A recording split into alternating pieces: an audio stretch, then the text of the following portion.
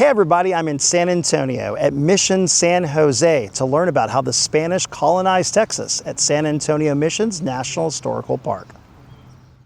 The Spanish claimed the land now known as Texas as early as 1519. Yet it wasn't until the French explorer La Salle came to Texas by mistake in 1685 did the Spanish become serious about exerting control over it. In 1690, the Spanish established this control by opening up Catholic Church missions in what is now East Texas. Backed by Spanish soldiers, the task of colonizing Texas was given to the Franciscan Order of the Catholic Church, a missionary group. Their goal was to convert Native Americans to Catholicism, secure the northern frontier for the Spanish crown, and teach these indigenous groups how to live in Spanish society. Yet the East Texas missions failed after only a few years when the native Caddo population became hostile and the mission suffered from crop failures. However, the Spanish weren't giving up. Missions were established along the Rio Grande, and in 1718, Mission San Antonio de Valero was established on the San Antonio River, the first of the San Antonio missions. Later known as the Alamo, the mission was moved several times along the river until it reached its current location in 1744. Also in 1718, the Spanish military established a fort nearby known as Presidio de Bexar, and the village that developed around it became known as Villa San Antonio de Bexar. As San Antonio grew, its citizens also opened San Fernando Cathedral. Although not a mission, San Fernando became the center of life for the small but growing town. Originally constructed in 1738, its famous twin towers, which you can still see today, were added in 1868. The Presidio and Mission San Antonio de Valero were to serve as a way station for supplies along the Royal Road known as the El Camino Real, a road that connected the missions on the Rio Grande, San Antonio, and the newly reopened East Texas missions. The mission was also to service and convert the local native population that the Spanish called Coatecans, or sometimes Coatlicán. These independent hunter-gatherer tribes lived throughout South Texas, yet disease and warfare with other tribes had greatly reduced their numbers. In 1720, Mission San Jose was established south of San Antonio along the river. The current limestone church was constructed in 1768. The mission walls once held 84 apartments for some 350 native Texans who lived and worked there. San Jose was the largest and most successful of all the Spanish missions in Texas and would become known as the Queen of the Missions. In 1731, 3 East Texas missions relocated to San Antonio.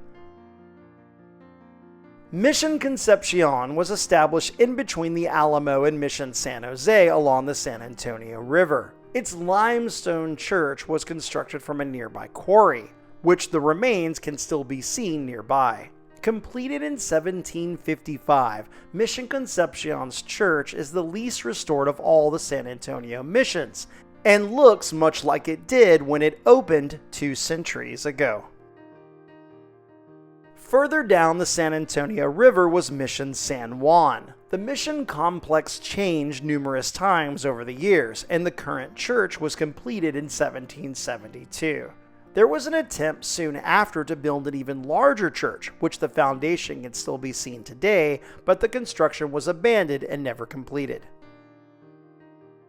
The last of the San Antonio missions and the farthest south was Mission Espada. Before it was relocated to San Antonio, it was actually the first mission in Texas, founded in 1690 as San Francisco de los Tejas in East Texas. The current church was completed in 1756, and like all the missions, walls once surrounded the complex. They were needed too, as Mission Espada was the most isolated of all the missions and the most frequently attacked by natives, especially the Apache, who, throughout the 18th century, were the biggest nuisance to the Spanish settlements in Texas. Over the course of the 18th century, the San Antonio missions attracted numerous indigenous people from many different tribes.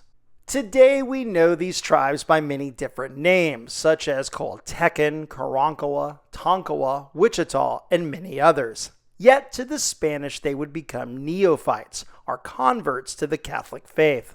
And once a neophyte converted, everything changed for them: diet, language, clothing, culture, even their names. The missions were supposed to be self-sufficient, so to survive, the neophyte natives were necessary to do the majority of the work to ensure the mission's survival. Every day centered around religious instruction, and the church bells called them to worship 3 times a day. Meals usually consisted of a mushy corn atole, corn tortillas, and dried or jerked beef. For the men and the boys, most of the day was spent in the fields, growing crops such as corn, beans, and vegetable gardens. More experienced converts were trained in Spanish trades such as textiles, tailoring, carpentry, or working metals as a blacksmith. Women and girls prepared food but also cleaned, raised children, and worked various trades for the mission as well. A neophyte was expected to keep the Catholic faith, and running away from the mission was not allowed. Spanish soldiers were used as enforcers and could be quite harsh in their punishment for backsliders. Another major job for the neophytes was digging irrigation canals known as acequias, which would bring water to their crops from the San Antonio River.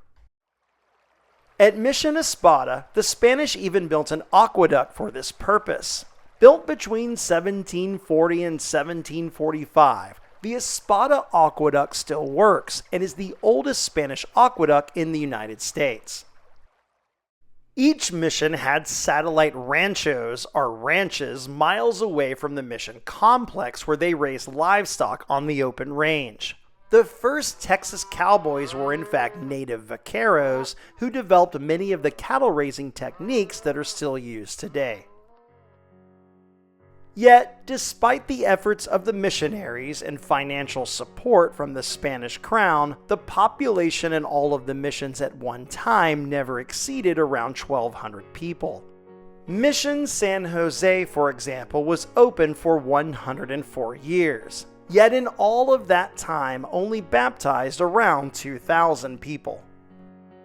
By the turn of the 19th century, the missions were in decline. When Mexico won its independence from Spain in 1821, the missions were secularized, or turned over to the local population.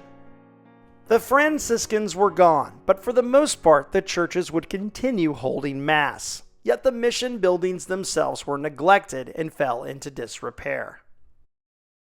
In 1835, the Mexican army fortified the Alamo against the rising Anglo-Texan rebellion, and the next year, the Battle of the Alamo marked the most famous event in its history.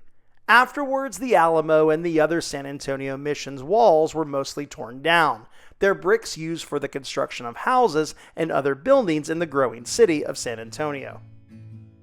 During the Great Depression of the 1930s, the federal government's New Deal Works Progress Administration reconstructed the crumbling missions, and in 1983, Mission San Jose, Concepcion, San Juan, and Espada joined the National Park Service as San Antonio Mission's National Historical Park.